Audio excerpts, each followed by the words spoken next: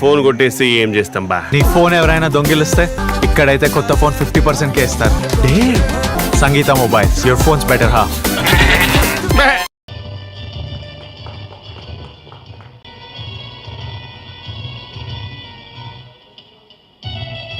Contribution ఏం లేదండి. యాక్చువల్గా నేను దిల్ రాజు గారి తరఫున కూడా వచ్చి అప్రిషియేషన్ చేద్దామని వచ్చాను. చేసింది 2 సీన్లు, అందులో ఒక మంచి సీన్ మా డైరెక్టర్ గారు తీసేశారు, ఇంకొక సీన్ ఉంచారు.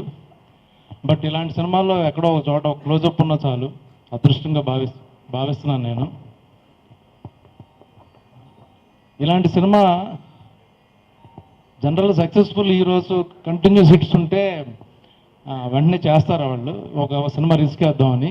But Nani cinema previous cinema flop అయింది. తను సేఫ్ జోన్లోకి వెళ్లకుండా ఇంత రిస్క్ వేస్తాడు నేను ఎప్పుడు ఎక్స్పెక్ట్ చేయాలి. ఏ యాక్టర్ కూడా చేయరు.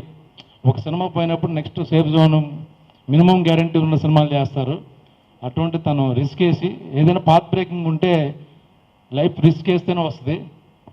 అది తను ఈరోజు తను ఆ సక్సెస్ ఎంజాయ్ చేస్తున్నాడు. బట్ చేసే ముందు ఇలాంటి సినిమా ఎలా ఓకే చేశాడు, డైరెక్టర్ ఏం చెప్పి కన్విన్స్ చేశాడో, అది కథగా చెప్తే అద్భుతంగా ఏమీ అనిపించదు, ఎక్సైట్మెంట్ అయిపోయి అని ఉండదు. బట్ ఎక్కడో తను క్యారెక్టర్ ఫీల్ అయ్యి, నేను ఆ ఒక్క సీన్ చేసిన ఆ సీన్లో నాకు అర్జున్లాగే కనపడ్డాడు తప్పించి నానితో మాట్లాడుతున్నట్టు అనిపించడం. అంత టీము చాలా సైలెంట్గా చాలా కామ్గా ఈ సినిమా చేశారు. ఎంత గొప్ప సినిమా చూసే కనిపించింది. వీళ్ళ ఇంత గొప్ప సినిమా తీసారా అనిపించింది.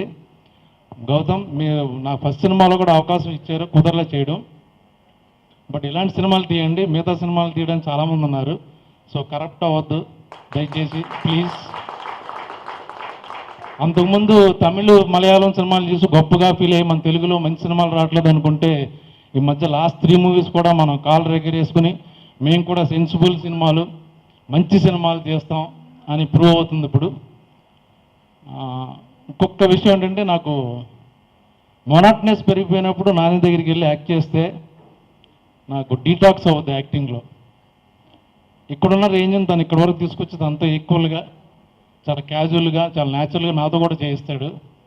I love you Nani. మా ప్రొడ్యూసర్స్, వాళ్ళకి పర్మనెంట్ ఆర్టిస్ట్, కంపెనీ ఆర్టిస్ట్ నేను. Thank you so much. Thank you all.